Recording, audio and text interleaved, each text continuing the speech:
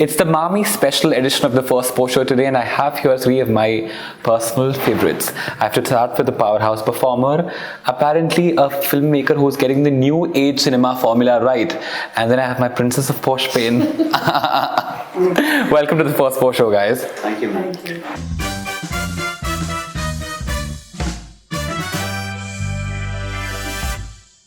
Guys, there's so much unrest in this country right now about actors and movies being banned and all of that. But then, what I want to know is if a person is a celebrity or a public figure, you have an influence on a particular demography of people, does it make them obligated or responsible to take a stand when it comes to something?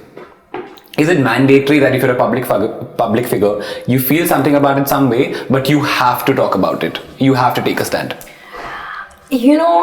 I think the elected public figures should start with taking a stand and talking about things that are going on. I think that they have taken that's their responsibility, that's their job. Yeah. An actor, a filmmaker, producer, it's not their job.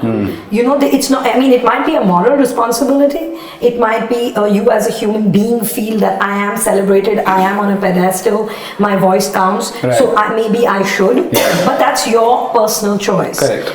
We are not in a business of public service. We have not asked people to vote for us and said we will represent your problems and your woes. We haven't asked for this. So it's not our responsibility. It is the responsibility of our elected officials to speak up.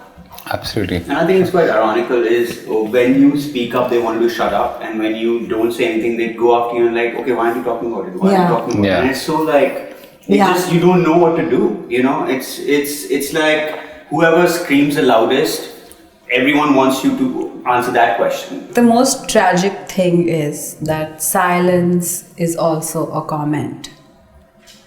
And I think that's what, not as an actor, but just as a person who lives here, grew up here, pays 1 million taxes here, votes here.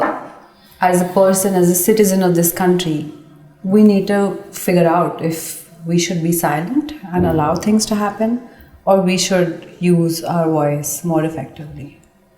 For me, silence is a comment, and it's a very large comment right now. When you guys were kids, right?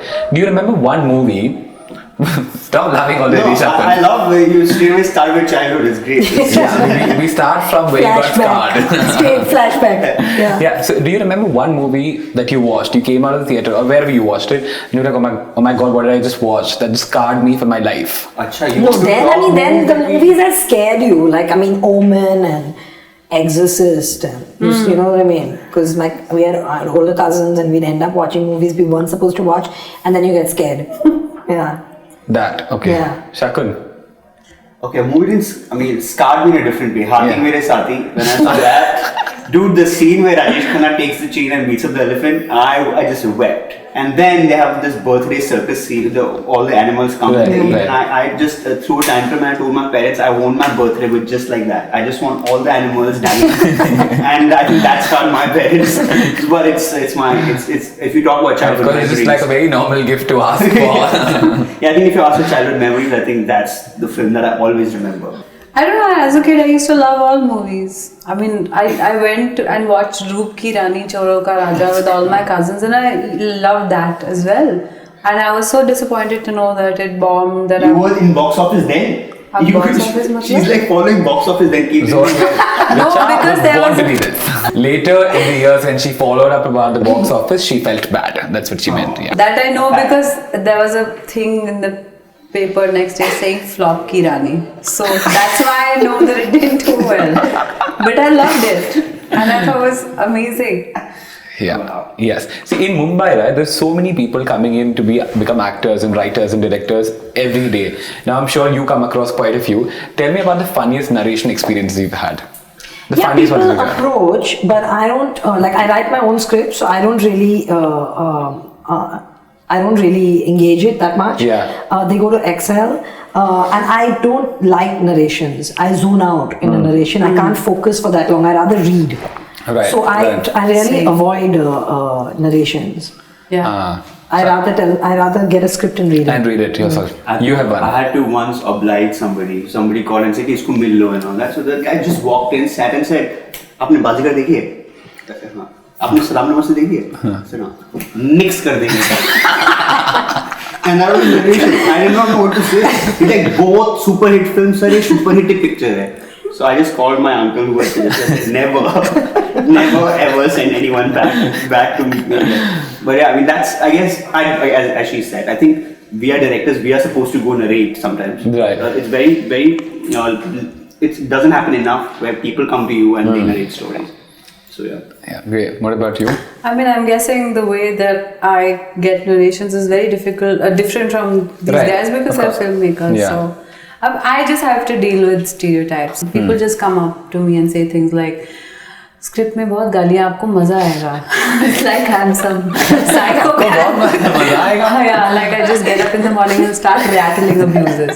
So yeah, my experience has been different from them, obviously. My God.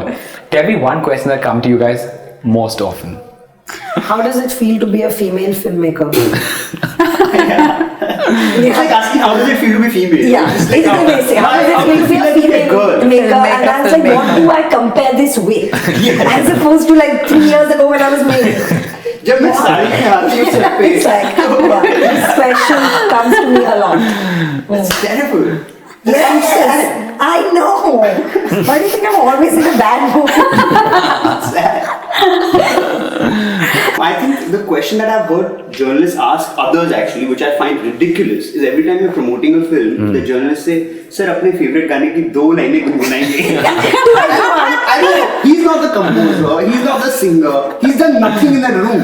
He's just danced.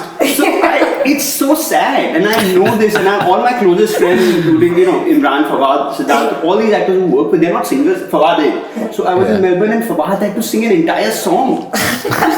So I did not know what to say. It's like taking a singer and after me, Shatrughan ki acting कर रही है. Richa. I think the question I get asked most is, "आप असल में ऐसी हैं क्या?"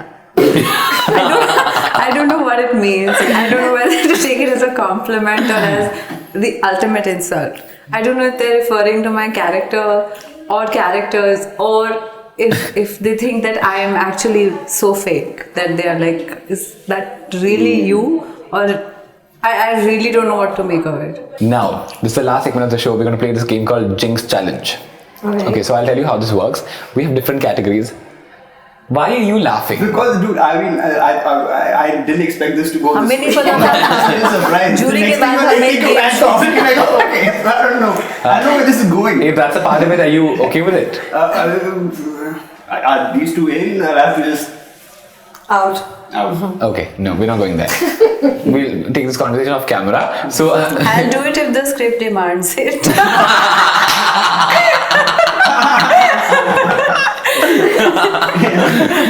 so the Jinx challenge works like this. There are categories. Now what we do is we pick out a category. We're going to team up. So I'm going to team up with Zoya. So you're already a solid team, but yeah. And you guys are a team. So what we do is we pick out categories, and in a count of 3, what we do is we have to take one name out of the same category together. Okay. Now the first category, guys, is furniture. Furniture. You So guys who goes first? You guys. Look at him. You guys look at each other. 1, 2, 3. Chair. Chair. What did she say? Chair? Yeah. Well done. Yeah, Sure, it's on camera, so you can have a look. Should I go? Okay. We should give it to them, right? Okay. Next not one that hard.